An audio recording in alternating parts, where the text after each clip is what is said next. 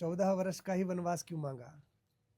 4 साल का मांग लेती, 40 साल का मांग लेती, 1 साल का मांग लेती, नहीं। तो उसका एक कारण ये है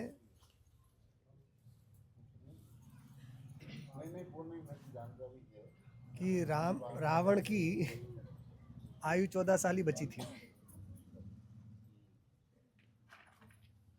तो वनवास के बाद जब सीता जी का हरण होगा तभी राम जी वहां जाएंगे और रावण को मारेंगे। इसलिए,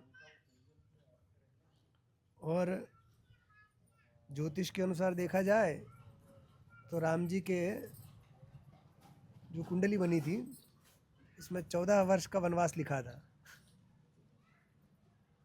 राम जी ने ही लिखा था खुद का, मगर 14 वर्ष का लिखा था। इसलिए राम जी की इच्छा के कारण ही उसके मुख से 14 वर्ष निकल गया। यदि 12 साल का लिखा होता वनवास तो 12 साल निकलता। यदि 16 साल का लिखा होता तो 16 मुख से निकलता। वो 14 ही वर्ष का वनवास लिखा था, इसलिए वो 14 शब्द उसके मुख से निकल गया। जैसा प्रारब्ध रहता है वैसे ही परिस्थितियां बन जाती हैं।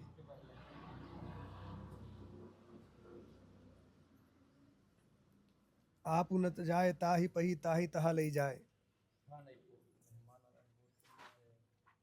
तो एक तो ये कि रावण की आयु इतनी बची थी, और दूसरा राम जी का जो वनवास का समय उन्होंने निश्चित किया था वो 14 वर्ष का था, इसलिए उसके मुख से वो निकल गया। बाकी कोई पर्टिकुलरली ऐसा कोई वो नहीं था कि इतना ही इसमें कुछ वो हो जाएगा। वैसा ही प्रारब्ध था, उसी के अनुसार ये बन गया। अब आप कहोगे प्रारब्ध जो है मनुष्य को तो भोगना पड़ता है, भगवान को क्यों प्रारब्ध भोगना पड़ता है? ये प्रश्न उठ सकता है। स्वास्थ्य बहुत गड़बड़ है। अच्छा, हाँ ठीक, कमजोरी आ गई, बैठ जाइए आराम। मनुष्य का तो प्रारब्ध होता है, भगवान का ही प्रारब्ध कैसे हो जाएगा? ये प्रश्न हो सकता है। तो बात यह है कि प्रारब्ध 3 प्रकार का होता है। प्रारब्ध 3 प्रकार का होता है।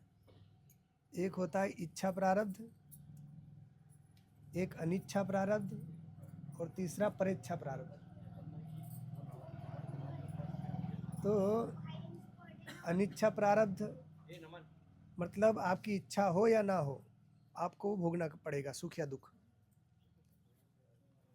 और परेच्छा प्रारब्ध मतलब दूसरों के लिए व्यक्ति कभी कुछ काम करता है, उसे सुख दुख मिलता है, ये परेच्छा प्रारब्ध। और एक होता है इच्छा प्रारब्ध, अपनी इच्छा से वो सुख दुख